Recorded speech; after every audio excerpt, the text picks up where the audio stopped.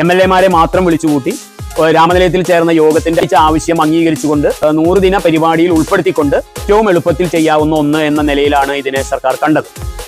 അത് നമുക്കറിയാവുന്നതുപോലെ പാവർട്ടി പഞ്ചായത്തിന്റെ അധീനതയിലുള്ള ഭൂമി ഇതുപോലെ ഏറ്റെടുത്ത് പരിസ്ഥിതിയുടെ എല്ലാ അർത്ഥതലങ്ങളെയും ലംഘിച്ചുകൊണ്ട് പുഴയെ കാടാക്കി മാറ്റുന്ന ഒരു കാടൻ തീരുമാനമാണ് സർക്കാർ എടുത്തത്. ഇതിൽ ചെയ്യാനുള്ളത് ആരാണോ ഈ തീരുമാനമെടുത്തത് അവർക്ക് തന്നെ ഇപ്പോൾ കരടേ ആയിട്ടുള്ളൂ. അതിന്റെ അസൽ പ്രഖ്യാപനം ഉണ്ടാകുന്നതിന് മുമ്പ് തന്നെ അത് പിൻവലിക്കാൻ ആവശ്യമായ നടപടി സ്വീകരിക്കണം. അതിന് ആർക്കൊക്കെ കേസ് കൊടുക്കാൻ കഴിയുമോ അവരൊക്കെ കേസ് കൊടുക്കാൻ മുന്നോട്ട് വരണം. ആർക്കൊക്കെ സമരം ചെയ്യാൻ കഴിയുമോ അവരൊക്കെ ഒരുമിച്ച് സമരം ചെയ്യാൻ മുന്നോട്ട് വരണം. അതിന് ഒപ്പം നിൽക്കാൻ മണലൂരിന്റെ MLA നിർഭാഗ്യവശാൽ ഇപ്പോൾ ഇല്ല.